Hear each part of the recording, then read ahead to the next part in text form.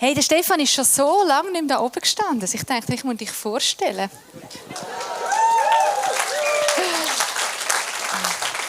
Zwei, drei kennen dich trotzdem. Der Stefan ist einer von diesen Riesen, wo wir drauf stehen, wenn wir heute Vineyard Olten leben und leiten. Er hat geholfen mitgründen. Dem Team, das damals gestartet hat, sind wir unglaublich dankbar. Wir haben so viel guten Boden gelegt.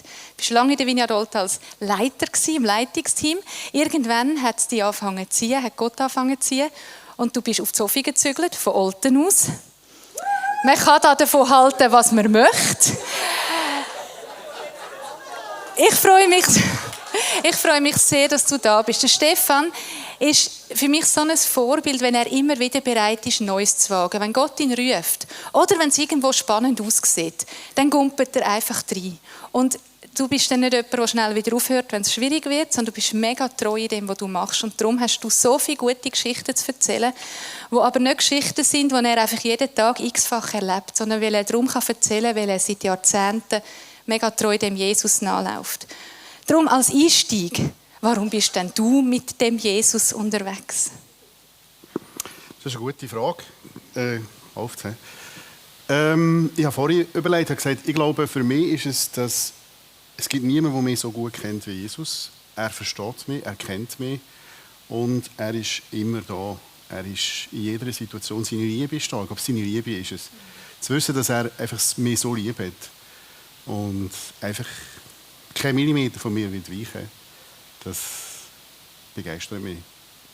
Hey, mega schön. Schlussendlich läuft alles auf das raus, weil er uns einfach so gerne hat. Hey, ich freue mich, bin gespannt. Stage is yours. Merci vielmals. Ja, ich tue mich jetzt enthalten wegen Alten auf Zofingen ziehen und so weiter. 2 Seelen in meiner Brust. Also Zofingen ist wunderschön und ein toller Ort.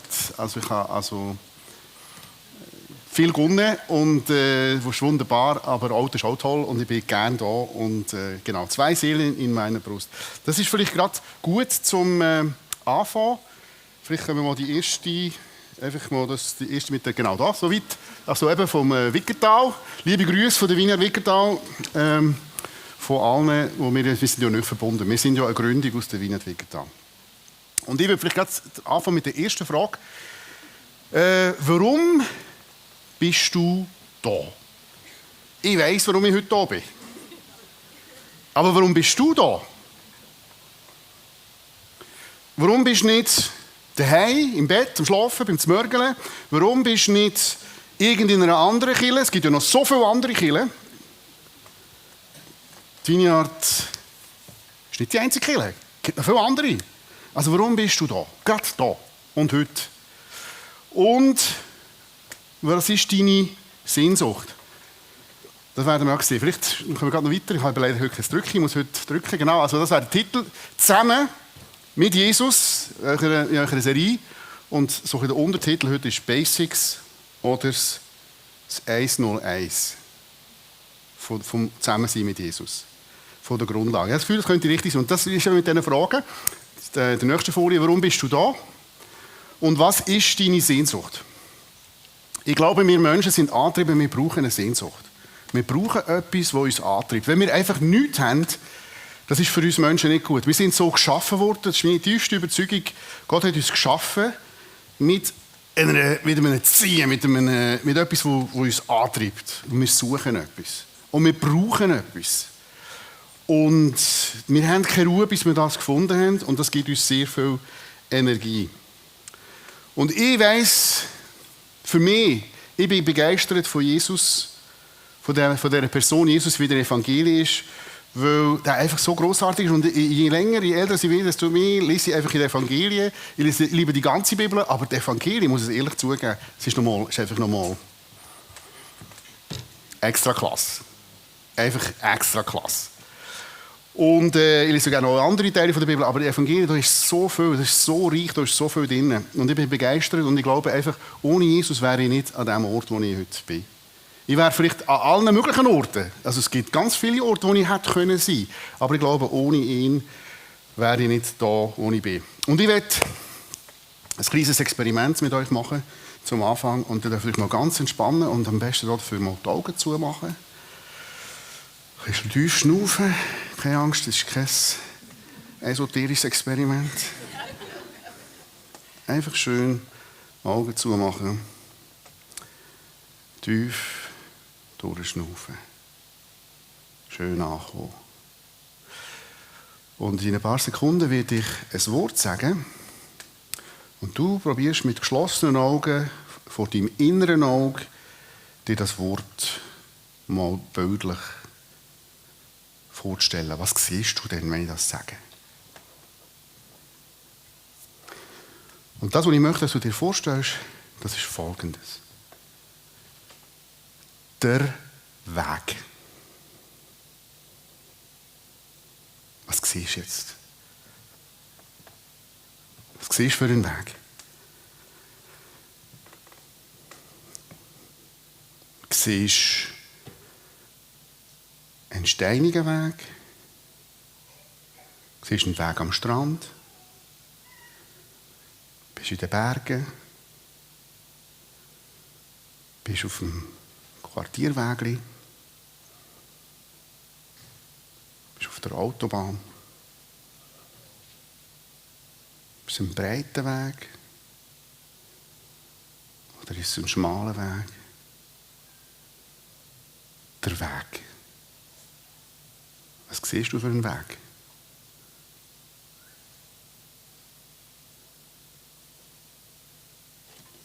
Gut.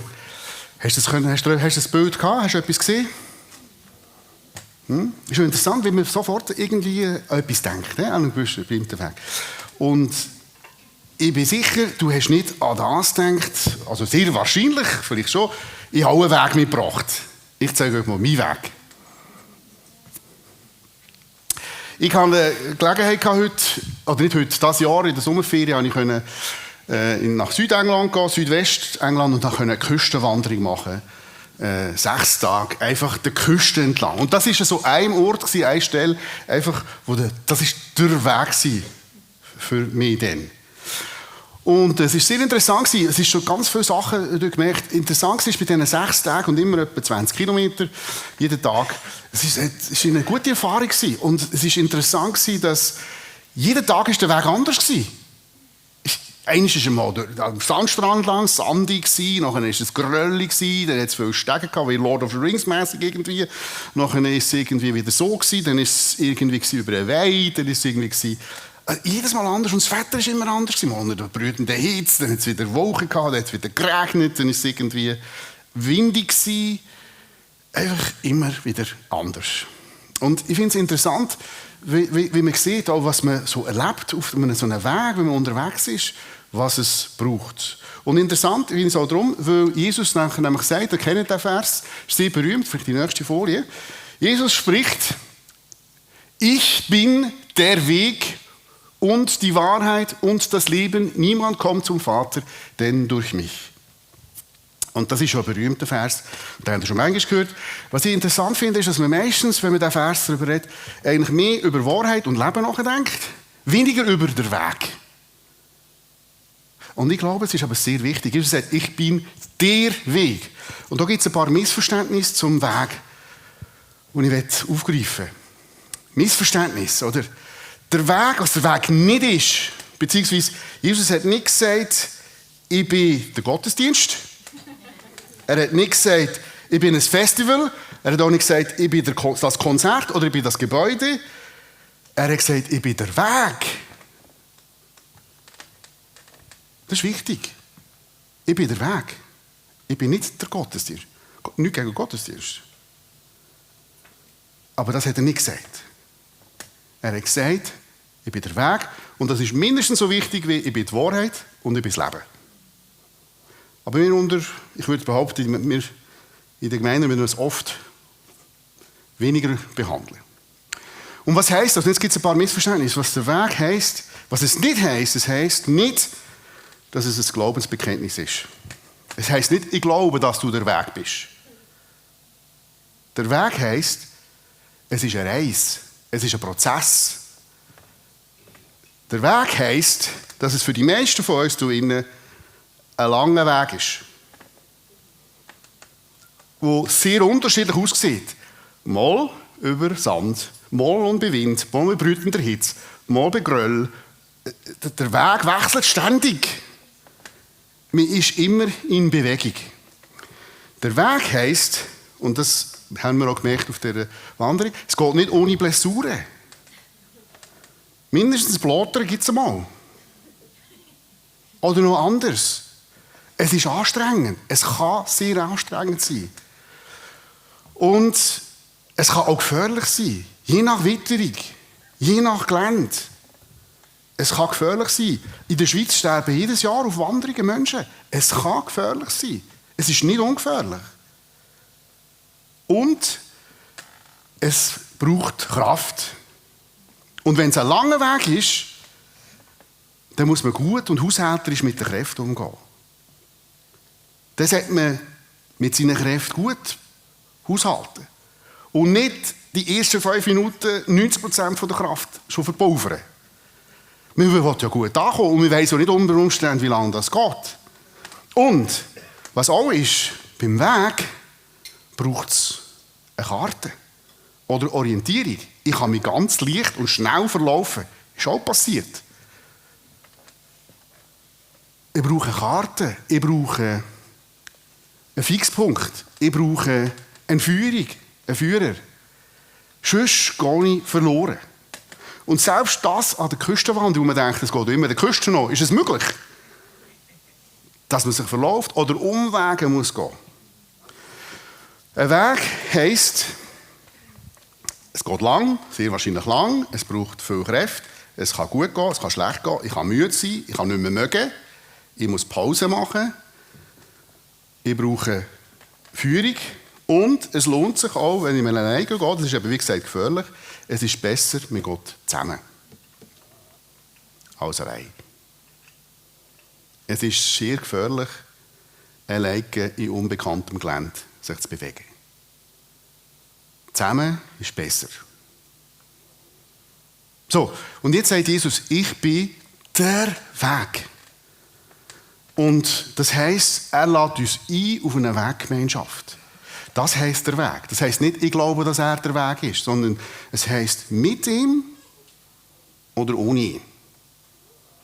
Und mit ihm heisst, ich gehe dort durch, wo er geht und wo er führt. Und wie das so ist, manchmal eben durch schwieriges Gelände.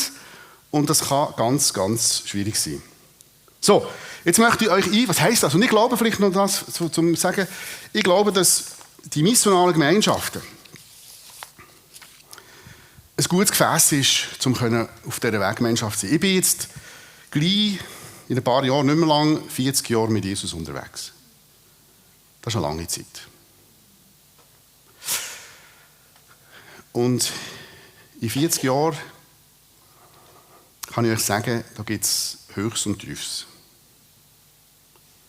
Und wenn man gut enden will, und das Ziel von einer Reise ist ja, dass man gut endet, dann muss man sich für die lange Strecke bereit machen.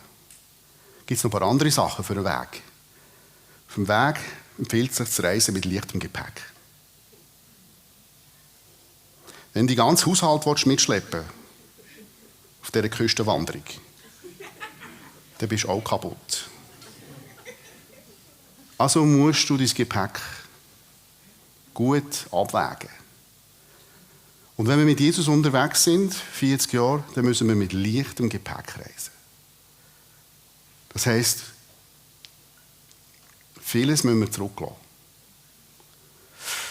Und 40 Jahre, glaube ich einfach, wenn wir jetzt, und darum sagt Jesus, ich bin der Weg und nicht der Gottesdienst. Weil wir können schon gute Momente haben, gute Highlights. Und jeder Gottesdienst, der super ist, ist super. Aber das Leben ist viel mehr als ein Gottesdienst. Das Leben ist viel mehr als ein Festival. In Zofingen ist jetzt wieder das Heiteren Open Air und das ist ein riesen Happening. Und dann ist irgendwie in dieser Woche steht alles unter dem Heiteren Open Air. Und das kommen Leute von der ganzen Schweiz und der Region. Es ist ein riesen Fest und die Leute feiern und es ist wirklich toll. Gute Stimmung. Aber stell dir vor, wenn das Christsein 40 Jahre lang Heiteren Open Air wäre.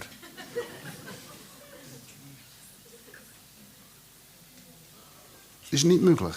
Geht nicht. Heiteren Open Air ist ein Highlight vom Jahr. Aber das ist nicht das Leben. Das geht nicht mit dir durch den Alltag, wenn du nicht weißt, wenn du nicht magst, wenn du krank bist, wenn du Kraft verlierst, wenn du den Job verlierst, wenn du fängst an zu zweifeln, wenn jemand, den du liebst, stirbt. Da nützt dir das Heitern Open Air nichts. So gut wie das ist, aber es nützt dir nichts. Die Langstrecke bedeutet, ich muss etwas haben und jemand, der mit mir durch den Alltag kommt. Montag, Dienstag, Mittwoch, Donnerstag, Freitag, Samstag. Und auch Sonntag. Montag, Dienstag, Mittwoch, Donnerstag, Freitag, Samstag, Sonntag. Das ist der Weg. Und darum glaube ich, bin ich auch begeistert von der missionalen Gemeinschaft, weil das ein gutes Gefäß ist. Weil wir mit leichtem Gepäck, einfach im Alltag, alltagstauglich, können mit Jesus unterwegs sein. Jeden Tag. Montag, Dienstag, Mittwoch, Donnerstag. Es gibt keinen Unterschied zwischen Sonntag und Montag. Natürlich, es gibt Festtage, es gibt mal ein Fest, eine Party, aber im Alltag ist er auch da. Und das ist das, was uns trägt, was uns 40 Jahre oder 50 Jahre bis zum Tod kann tragen kann.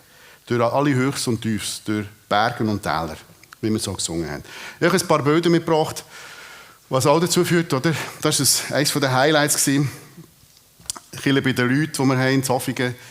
Das ist mal ein Mensch von Frieden, hat das Lämmli, das ist so legendär bei uns, so Gründungs, ganz an den Anfängen. Wirklich ist das ein Bild gewesen, oder? Wo das ganze Quartier kommt schauen und den ganzen Tag und es ist einfach am Schluss haben wir ein Lämmli gegessen und irgendwie eine gute Zeit gehabt. Und übrigens, er da links war eben ein Mensch von Frieden gewesen. Er ist am Morgen das Lämmli holen und, also er geht nicht in die Kirche, aber er ist am Morgen das Lämmli holen, zum 9 Uhr zum Metzg, dann hat er es irgendwie parat gemacht, dann hat er angefangen grillieren, dann hat er angefangen mit Bier und allem, so auf griechischen Kohlenfeuer und so gemacht.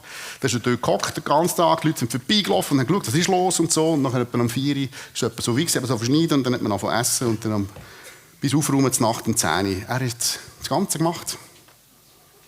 Geht nicht in die Kirche. Aber es war wie Leben gewesen. Und so viele Leute sind dabei gekommen und haben Gegenwart und Frieden Gottes erlebt. Und das ist so, können wir Menschen mit reinnehmen in den Alltag. Und ich glaube, das ist das, was die Leute interessiert. Und ich fühle mich auch gerade sehr verbunden mit, ich gebe einen Unterricht mit Gen Z.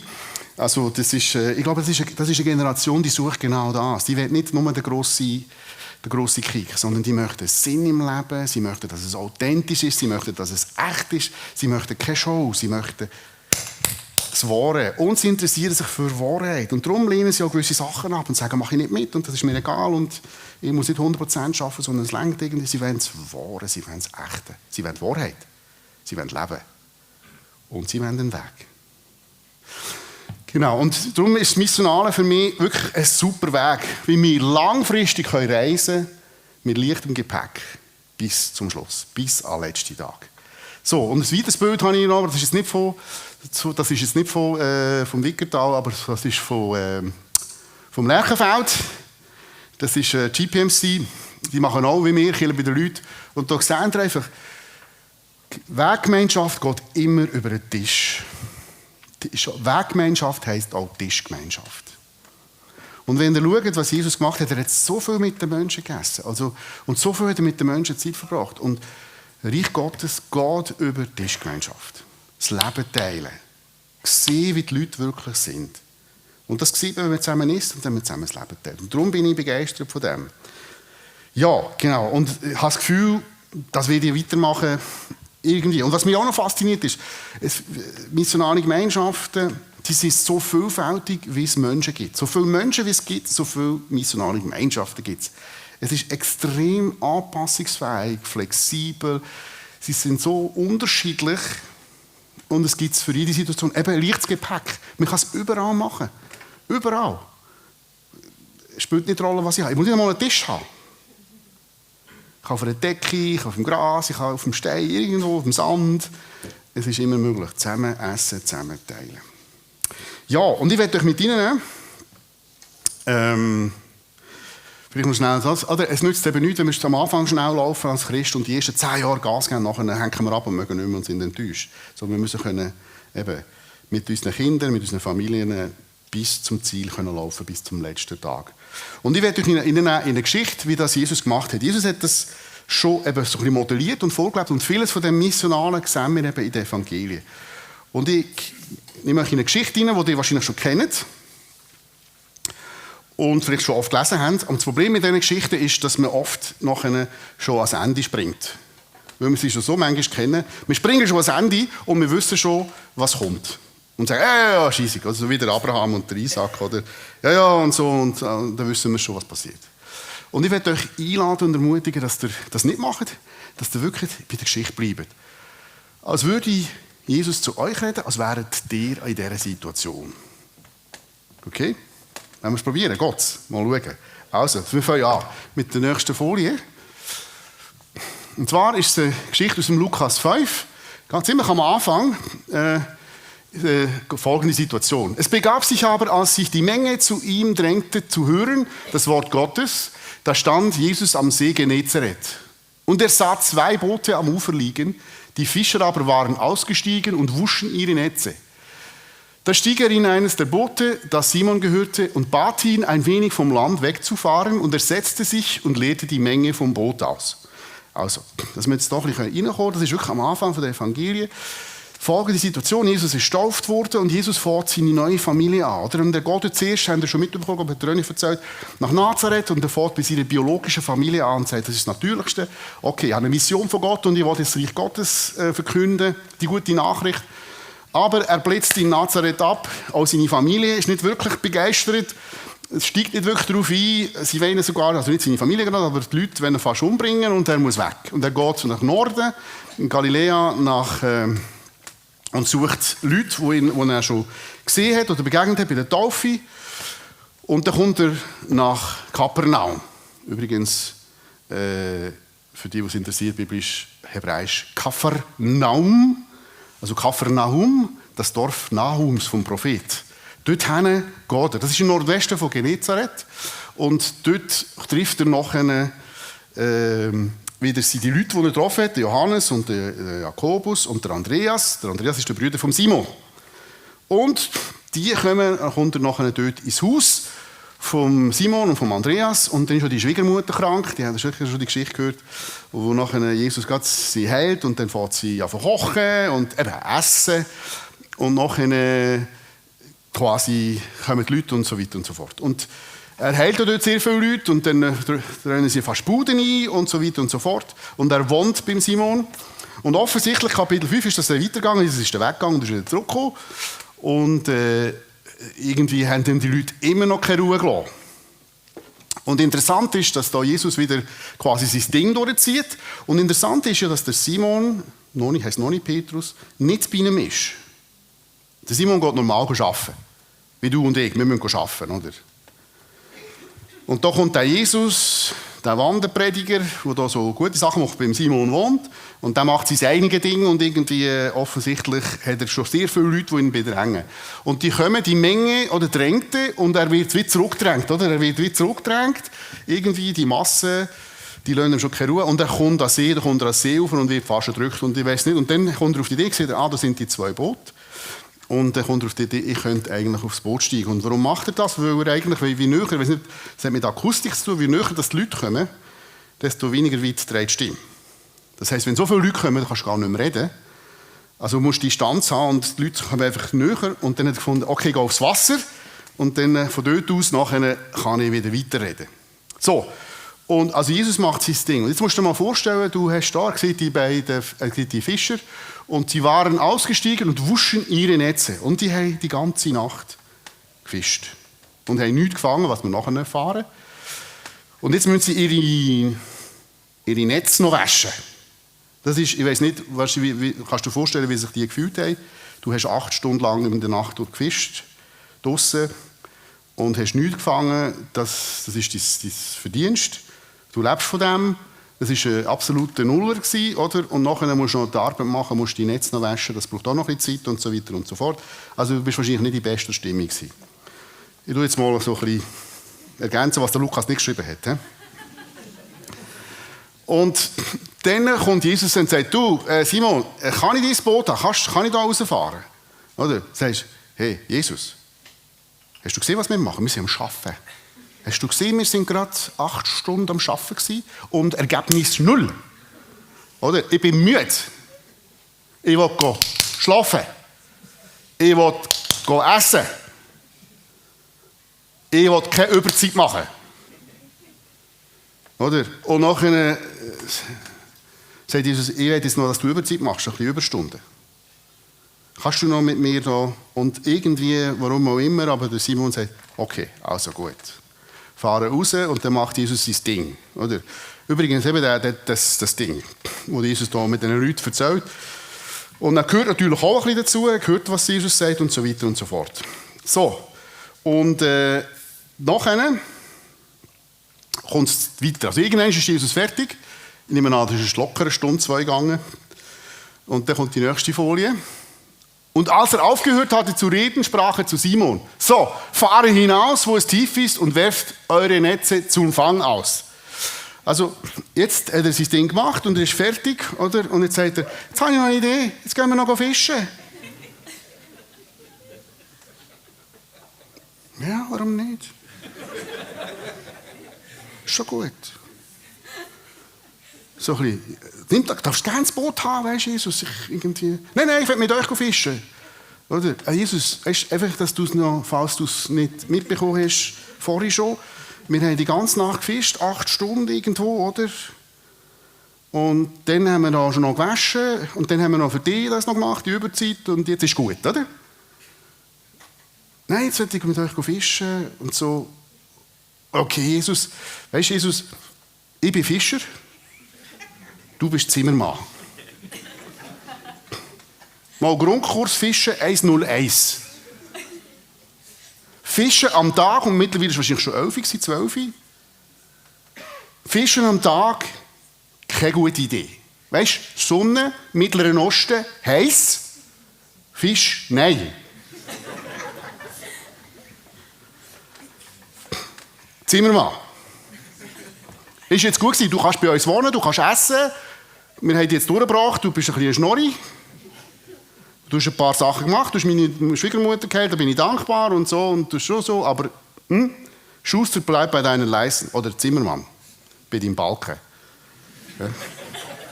Auf jeden Fall, irgendwie aber der Gott lädt sich gleich darauf ein. Und sie gehen fischen. Und du musst dir das mal vorstellen, oder? Es sind ja noch andere Kollegen, Berufskollegen von Petrus. Und dann sehen die, dass bei brütender Hitze die noch mal rausfahren. Hey, Petrus!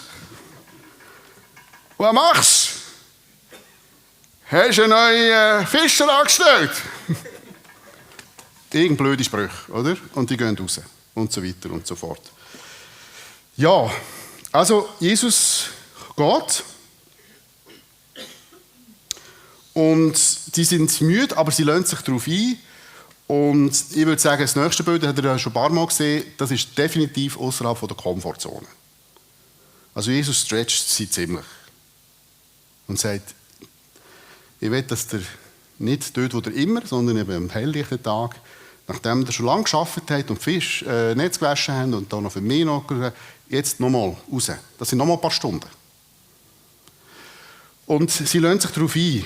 Und dann kommt der entscheidende Satz, wo der Simon sagt.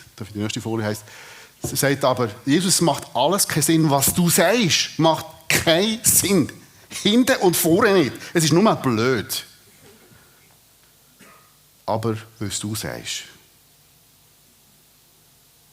auf dein Wort hin, mache ich das. Weil du sagst, Jesus. Nicht, weil es Sinn macht.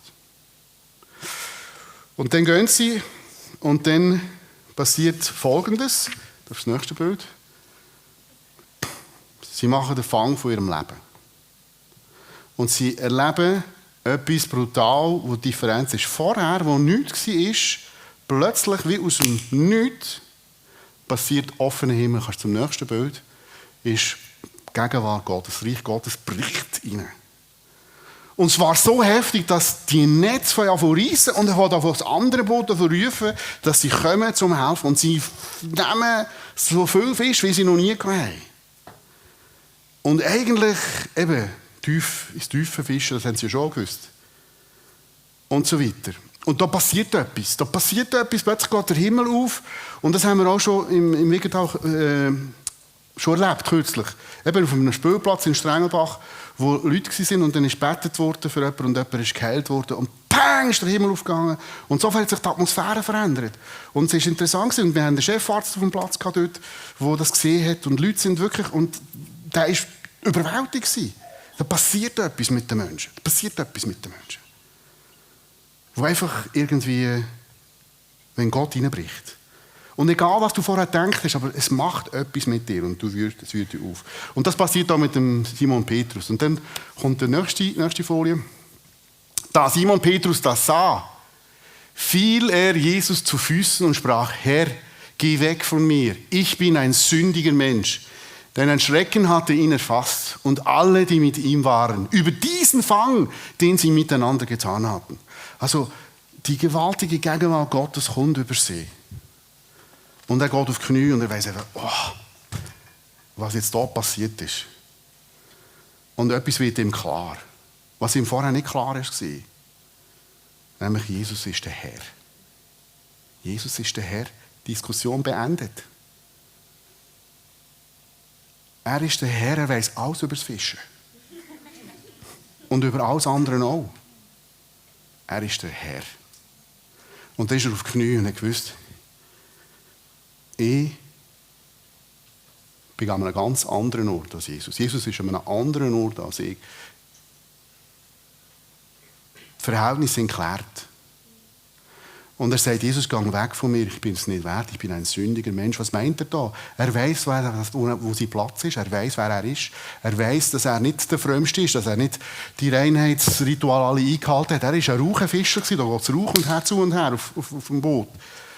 Da ist man nicht simpel, da ruft man mal aus und der Petrus war sowieso impulsiv gewesen. Er hat gewusst, ich bin jetzt nicht der Vorbildlichste. Erstens das. Und ich tue jetzt auch wieder interpretieren, was der Lukas nicht geschrieben hat. Ich habe zweifelt an dir, Jesus. Ich habe nicht geglaubt. Ich habe zweifelt.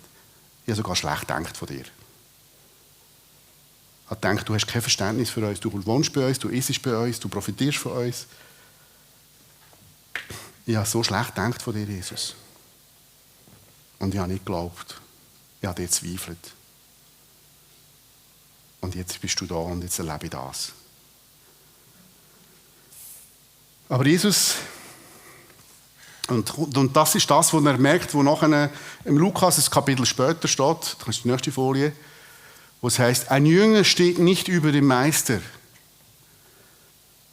Und das ist, wenn du mit Jesus unterwegs bist. Ein Jünger steht nicht über dem Meister. Jesus ist der Herr. Und ich bin der Jünger. Das sind Rollenverhältnisse. Aber wer alles gelernt hat, ist wie sein Meister. Dort bleiben wir nicht stehen. Jesus will uns mit reinnehmen, aber ich muss Jesus nachfolgen. Ich muss mit ihm sein. Ich muss dort sein, wo er ist. Genau, ja. Das ist interessant. Jesus ist da. Und er hat das Boot gegeben. Er war müde und er hat quasi ihm das Boot gegeben, trotzdem. Es war eine Demonstration vom Reich Gottes. Und das ist vielleicht wichtig, ohne die Kraftwirkung von Gott an unseren missionalen Mannschaften geht nichts. Wir können den ganzen Tag Würstchen bräteln. Wenn nicht Gottes Gegenwart kommt, wie hier auf diesem Boot, dann nützt das auch missionale Gemeinschaften nicht. Wir brauchen den Moment, wo der Meister kommt, wo der Herr kommt. Ja, für mich ist das vielleicht Folgendes, jetzt in dieser ganzen Situation, vielleicht die nächsten 2 Fragen, oder? Was hat der Simon wollen? Was denkst du, was hat er wollen? Hat er Feuer oben wollen?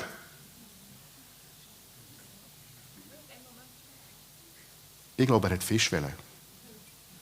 Mehr als Feuer oben. Und was hat Jesus ihm gegeben? Fisch. Jesus hat gewusst, was er möchte. Jesus hat schon von Anfang an, als er gesehen hat, dass sie nicht gefangen hat, hat er gewusst, was er möchte. Er hat schon gewusst, was er will. Aber er hat nicht gesagt, willst du gerne Fisch? Er hat gesagt, kann ich dein Boot haben? Aber Jesus ist auf das eingegangen, was er wollte. Er hat Fisch wollen und Jesus hat ihm Fisch gegeben. Was hat Jesus wollen? Was denkst du, was hat Jesus wollen?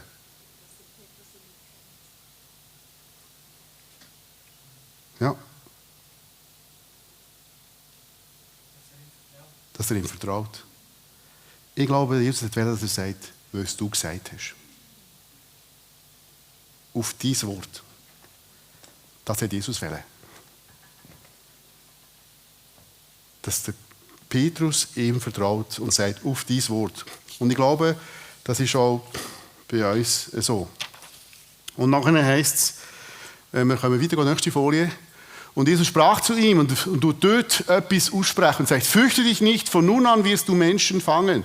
Und als sie die Boote ans Land gebracht hatten, verließen sie alles und folgten ihm nach. Und Jesus sagt, okay, es macht nichts, dass du ein sündiger Mensch bist. Es macht nichts, dass du schlecht über mich gedacht hast. Es macht nichts, dass du mir gezweifelt hast. Ich spreche jetzt eine Berufung aus. Ich wollte, dass du sagst, weil du sagst. Und dass du mir vertraust. Und ich rufe dich jetzt auf die Weggemeinschaft mit mir. Und ich will, du wirst das machen, was du jetzt gemacht hast. Du wirst viel Fisch fangen. Du willst viel Fisch fangen. Du wirst viel Fisch fangen. Du hast jetzt gefangen und du wirst noch mehr fangen. Andere. Aber du wirst in deine Berufung hineinkommen. Und er ruft ihn ein und sagt, komm mit mir.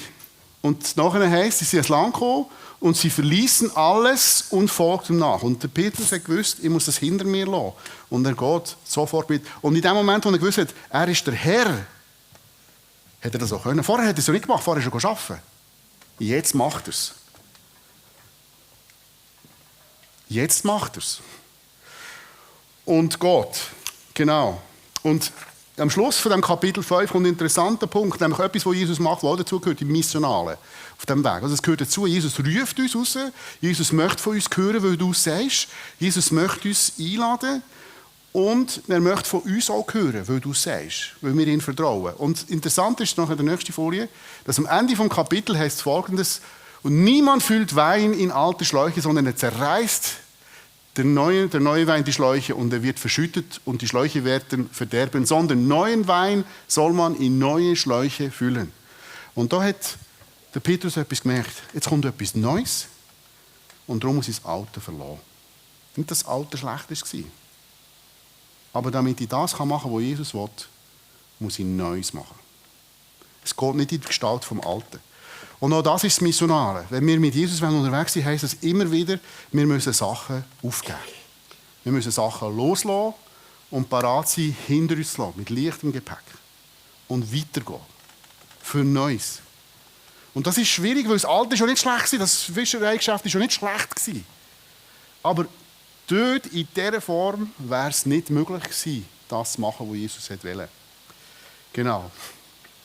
Und der Petrus, oder der Simon Petrus, hat Folgendes erkannt, was Jesus an einem anderen Ort sagt, nämlich im Johannes 15, heute haben wir auch über den geredet, wieder am Abendmahl, vielleicht die nächste Folie, wo Jesus sagt, ich bin der Weinstock, ihr seid die Reben. Wer in mir bleibt und ich in ihm, der bringt viel Frucht. Denn ohne mich könnt ihr nichts tun. Und das ist so wahr. Deine ganze Kompetenz, dein ganze Wissen, deine ganze Ausbildung. Nichts gegen Ausbildung, nichts gegen Kompetenz, ich bin sehr für das. Aber am Schluss ist nicht das, was Frucht bringt, sondern seine Nähe, seine Gegenwart. Das ist das, was Frucht bringt. Und das ist das, was der Simon Petrus erlebt hat. Seine ganze Fischerkompetenz hat ihm nichts gebracht. Aber was ihm etwas gebracht hat, ist die Gegenwart Jesu. Ohne mich könnt ihr nichts tun. Wer in mir bleibt und ich in ihm, sagt Jesus, du wirst viel Frucht bringen. Bleib bei Jesus. Bleib auf dem Weg bei ihm. Auf dem Weg, wo er durchgeht, bleib bei ihm. Bleib auch für mich auf deinen 40 Jahren. Probiere bei ihm zu bleiben. Klingt nicht immer. Aber wieder, wo bist Jesus? Da, habe ich wieder gefunden. Und dann gehe ich wieder weiter. Und probiere so nahe wie möglich bei ihm zu bleiben. Und dann bringen wir Frucht. Und das passiert im missionalen Leben immer wieder. Es passiert. Nicht so viel, wie ich das immer möchte. Und nicht jeden Tag. Der Petrus hat nicht jeden Tag so einen Fischfang gemacht. Übrigens hat Jesus später nochmal wiederholt. Das gleiche Wunder. Am Schluss, auch wieder, wo sie frustriert waren und nichts gefangen haben. Wieder genau das Gleiche. Und dort sagt er, auf die andere Seite nicht zu werfen. Das macht genauso wenig Sinn. Aber was Jesus damit demonstriert ist, es ist seine Gegenwart, es ist seine Autorität, es ist nicht deine Kompetenz. Es ist nicht deine Fähigkeit, es ist nicht deine Kraft, es ist nicht dein Vermögen, es ist nicht dein Geld, es ist seine Autorität. Nichts anderes. Er ist der Herr und wir sind seine Schüler. Genau. So, und ich glaube, Folgendes für uns. Was heisst das für uns? Ich glaube, die Geschichte ist ein Bild für unser Leben. Das Boot von Petrus ist ein Bild für mein Leben. Und Jesus fragt, darf ich dein Leben haben? Gehst du mir dein Leben? Nein, es ist gerade blöd, jetzt habe ich gerade mega Stress und jetzt habe ich gerade so viel. Jetzt ist gerade wirklich, jetzt geht es wirklich nicht gut. Jetzt habe ich gerade 8 Stunden gearbeitet. Jetzt habe ich gerade ich bin gerade frustriert, es ist kaputt, es ist das und dieses. Jetzt habe ich gerade irgendwie, darf ich dein Boot haben? Darf ich dein Leben haben? Mein Leben ist nicht auf der Reihe. Es stimmt ein paar Sachen nicht. Das ist nicht die Frage, ist es auf der Reihe. Darf ich dein Leben haben? Ich bin gerade angeschlagen gesundheitlich. Das ist nicht die Frage, ob du angeschlagen bist. Darf ich es haben? Ich habe gerade kein Geld. Das ist auch nicht die Frage. Darf ich es haben? Das ist das, was Jesus von dir wissen will, von mir wissen will, von uns immer wissen will. Darf ich dein Leben haben? Du musst mir es ausleihen, dass ich darauf sitzen und zu den Menschen reden. Bist du bereit, seinem Wort mehr zu vertrauen als deiner ganzen Kompetenz, deinem ganzen Wissen? Auch wenn es keinen Sinn macht. Darf sich Jesus auch deine Krisen und Schwächen ausleihen? Und es ist klar, wir Missionare, wir mögen nicht immer, wir mögen nicht immer Worship-Lieder singen, wir mögen nicht immer, es gibt Situationen im Leben, die schwierig sind. Wir gehen durch Krisen im Leben. Es lässt sich nicht vermeiden. Auch Christen gehen durch Krisen. Durch Schicksalsschläge. Jesus fragt, darf ich deine Schicksalsschläge, darf ich die ausleihen? Gibst mir du das? Und auch das, im Vertrauen, er kann das brauchen. Er kann das brauchen, dass du gar nichts machen kannst. Dass du einfach im Bett liegst und dich nicht kannst regen, dass du krank bist. Dass du deprimiert bist, dass du verzweifelt bist, dass du nicht ein- und ausweisst. Darf ich das brauchen? Weil Jesus liebt dich. Und er weiß, was du brauchst. Er weiß, dass es dir nicht gut geht. Er weiß, dass du leidest. Und er wird dir dort nahe sein. Bist du bereit, auch alles Gute, das, was so gut ist in deinem Leben, was sich so bewährt hat, für Jesus jederzeit wieder zu sagen, Jesus, wenn du es möchtest, ich lasse los. Und ich würde sagen, das ist auch die Geschichte von der Vineyard Alten. Ich weiß nicht, wie gut dass du die Geschichte von der Vineyard Alten kennst. Ich weiß nicht, ob du weißt, dass jetzt ein wichtiger Moment kommt, nämlich am 1. Oktober 1995, vor 30 Jahren, war die Vineyard Alten das erste Mal hier im Hotel Arte. Vor 30 Jahren. Ich weiß nicht, wer war denn noch dabei? Noch ein paar. Ja. Nicht mehr so viel. Es waren noch nicht so viele gewesen. Wenn es Sie interessiert, es war im Corbusier. Kannst du mal den Raum anschauen, wie der aussieht? Der Corbusier. Und warum war das so? Weil die Gemeinde vorher fast vor dem Aus war. Fast vor dem Aus. Man hat sich überlegt, ob man die Gemeinde zu tun. Und nachher haben die dann damals entschieden, wir lassen das alles los, wir fangen etwas Neues an. Neue Wein in neue Schläuche. Und der alte Saal war an der Florastrasse. Ich weiß nicht, ob du das Auto kennst, Florastrasse. Dort war der Saal. Und dann hat man gesagt, wir gehen raus und wir gehen in die Öffentlichkeit, wir gehen zu den Menschen. Ich bei den Leuten schon ein bisschen. Wir gehen zu den Menschen, wir gehen ins Hotel. Und wir hatten 4 Angebote gehabt, und man hat sich entschieden für das Hotel Art. Und wir sind hierher gekommen. 1. Oktober 1995. Aber vorausgegangen war eine Krise. Eine Krise, dass dieser Gemeinde nicht gut gegangen ist. Und wenn ich heute schaue, was passiert ist, grossartig, was Gott gemacht hat. Es wäre nicht möglich gewesen, ohne dass man noch etwas riskiert hat. Der Vorstand von damals hat am 14. März gekündigt auf September. Wir hatten noch nichts gehabt. Die alten Räume gekündigt. Und vor 14 Jahren, 2011, hat man angefangen mit Kirche bei den Leuten. Auch das vor war eine Krise. Man hatte eine gute Gemeinde, die Wiener Rote war gut. Vieles gut, es war nicht keine schlechte Gemeinde. Aber wir haben gemerkt, nach all diesen Jahren, es kommt einfach niemand zum Glauben. Und das Ziel von Jesus ist, dass Menschen fischen, dass Menschen zum Glauben kommen. Und wir haben x Sachen gemacht. Gästegottesdienst, wunderbar. Ganz gute Sachen gewesen, wirklich wunderbar. Tolle Gottesdienste. Aber die Leute sind nicht zum Glauben gekommen. Es war eine Krise. So kann es nicht weitergehen. Wir wollen das machen, was Jesus gesagt hat. Und dann haben wir wieder einen Schritt gemacht. René hat erzählt von dem Bild, das kam, ist ein Prophet. Sie stehen an Klippen und springen. Vorher war eine Krise. Die Wiener Olten wären heute nicht da, wenn Menschen vorher genau das gemacht hätten. Auf dieses Wort hin. Nicht, weil man gewusst hat, es kommt gut. Nicht, weil es unbedingt von außen gerade Sinn gemacht hat. Aber weil wir das Gefühl haben, wir folgen Jesus nach, wir hören ihm und es ist ein Risiko. Und der Weg, ich werde schliessen mit 2 Geschichten, die ich noch erlebt habe. Einfach ich persönlich, und ich merke auf dem ganzen Weg in diesen 40 Jahren, das war jetzt in den letzten paar Jahren, 2 Geschichten, die für mich immer, also eins war das Jahr jetzt, die für mich immer werden im Heil. Ich habe viele Geschichten erlebt und ich habe den Wunsch noch nach mehr. Aber 2 Sachen, wo Gott plötzlich, im Moment, wo der Himmel aufgeht, Reich Gottes kommt und so. Das war vor ein paar wenigen Jahren. Das war ein Schüler von mir, ich gebe noch Schule, die es nicht wissen. Das war ein ehemaliger Schüler und so, der keinen Kontakt mehr hatte. Und dann bin ich an einem Gottesdienst, an einem Allianz-Gottesdienst, und dann habe ich die Mutter von diesem Schüler getroffen und dann haben wir gesprochen. Irgendwie, und dann hat sie verbrüllt und hat gesagt, ihr Sohn, eben der Schüler, der hat die Diagnose, gerade vor Weihnachten hat er irgendwie Lungenkrebs und Blut gehustet und Zeug und Sachen. Also ja, einfach recht heavy. Und so gesagt, was machst du, was redest du, bist du irgendwie, was soll ich machen, oder? Und so, hey, komm, wir beten einfach, dass Gott kommt und eingreift. Und Gott ist gekommen.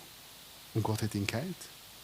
Und er ist heute geheilt, so weit. Und die ganze Familie ist von Gott erfasst worden. Sie sind im Reich Gottes unterwegs. Sie sind nicht in der Wiener Wickertal. Aber das macht nichts. Es macht nichts. Es geht um sein Reich. Aber es war für mich ein Highlight. Gott ist gekommen und hat dich berührt. Ich habe die Gegenwart Gottes. Und vor knapp einem Jahr, ein bisschen mehr als einem Jahr, bin ich mal wieder an der Schule gewesen, und dann bin ich im Pausenzimmer und so. Wir haben so Kaffeemaschine. Die Kaffeemaschine ist die wichtigste Station. Die muss immer laufen. Und so, und dann komme ich hin und dann ist dort eine Arbeitskollegin, jetzt muss ich aufpassen, weil das alles aufgenommen wird, und die Arbeitskollegin sagt, das steht dort, und dann sage ich, ja, wie geht's? Das ist eine gefährliche Frage. Und so, einfach, ja, sage ich, wie geht's? Und nachher macht es, zögert sie im Moment, dann macht es, usch, und dann kommt ihr das ganze Elend raus. Dann kommt sie mit Tränen und dann erzählt sie einfach, dass sie schon lange Kind will und dass es überhaupt nicht geht und das, was sie alles machen, und es ist einfach es ist so stressig und einfach, es ist ihr ganzer Schmerz, dass sie kein Kind haben können. Psalm 113 haben wir heute gehört. Dass sie kein Kind haben können. Und über das ganze Elend, über den Schmerz. Und dann bin ich an der Kaffeemaschine und gerade ehrlich gesagt überfordert gewesen. Im Lehrerzimmer. Und dann habe ich gesagt, hey, es tut mir mega leid, ich weiss nicht, was soll ich sagen, ich bin überfordert. Aber was ich weiss ist, Jesus liebt und ich würde gerne für dich beten. Kann ich für dich beten? Und dann sagt sie, ja, ist gut. Und dann bete ich dort an der Kaffeemaschine für sie, ein kurzes Gebet, ich sage, Jesus, du siehst die Not, das Elend von XY da, und ich bitte dich einfach, dass du ihr begegnest, ihre Not, du bist ein Gott, der die Gebrochenen und Zerschundenen und so wirklich sieht, und du ihr zeigen mit deiner Liebe, dass du sie liebst und dass du bei ihr bist. Und dann kommt Frieden Gottes über sie tut sich total beruhigen. Und nach dem Gebet ist irgendwie gut. Und es hat sich nichts verändert, aber was sich verändert ist die Atmosphäre und sie hat sich beruhigt.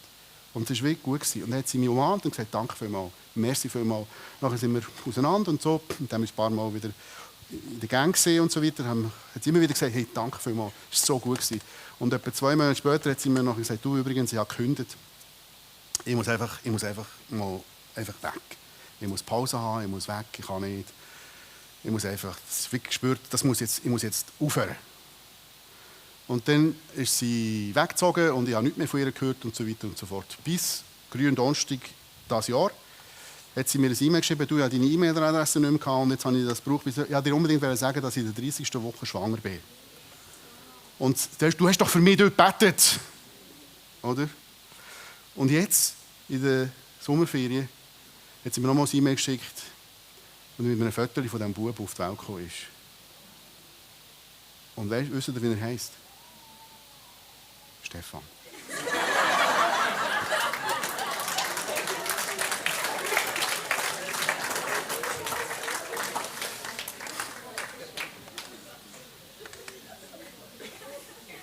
Hat mich mega berührt. Mega berührt. Gott ist gekommen und ist ihr begegnet. Ich weiss nicht, ich kenne seit Jahren keinen kleinen Stefan mehr. Oder? Aber Gott, sie führt es zurück. Gott hat ihr begegnet. Ihr grösster Wunsch war, ich möchte das Kind. Wir haben gebetet und Gott hat sie gesehen und sie hat den Sohn bekommen. Und dann ihr zurückgeschrieben, hey, so gut, ich freue mich mit dir. Gott ist in eurer Familie am Wirken. Und wenn es irgendwann Gott ist, wohnt ein bisschen weiter weg, habe ich gesagt, ich würde gerne mal den Stefan kennenlernen. Und so weiter. Aber Gott ist dran. Und auch das, sie sind nicht in der Vignette Wiggertal. Aber Gott ist dran. Und das fasziniert mich. Und darum glaube ich, genau das möchte ich sehen, dass Gott kommt. Hey, lasst uns aufstehen. Didi, kannst du kommen? Oder Dave?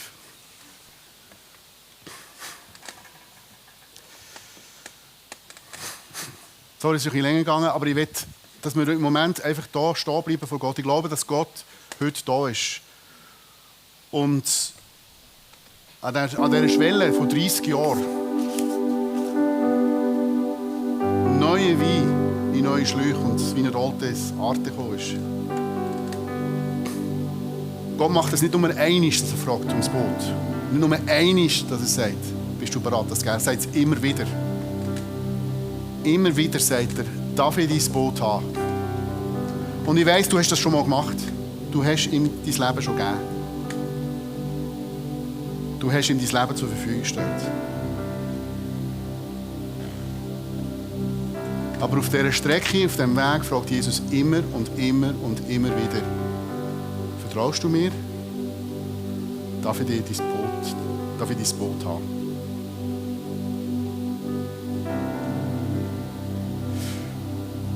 Und wenn du das Gefühl hast, ja, Jesus, es tut mir leid, ich habe schon zweifelt und schlecht gedacht über dich und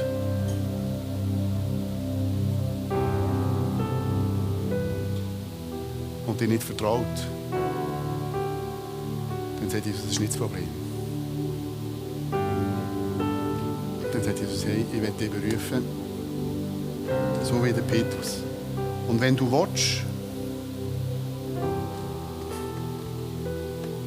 dann kannst du mit mir unterwegs sein und ich werde dich zu einem Menschenfischer machen. Ich werde dich in deine Berufung bringen.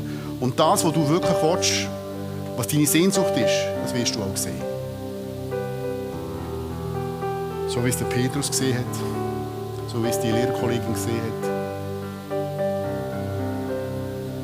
Weil das ist das, was Jesus möchte, uns begegnen. Aber er möchte, dass wir ihm auch vertrauen und dass du das Leben ihm kannst geben. Und wenn du spürst, Gott ruft gerade dich jetzt, es gibt eine Situation, wo dich Gott fragt, du spürst, ob es dran ist oder nicht. Vielleicht gibt es etwas, wo Gott fragt, darf ich das von dir ausleihen? Und du möchtest sagen, ja, dann kannst du das auch mit einem Zeichen machen. Komm doch einfach vor und einfach als Zeichen, Jesus, schau, ich sehe, du kannst es haben. Dann möchte ich dich einladen, komm doch vor. Und dann wir für dich beten.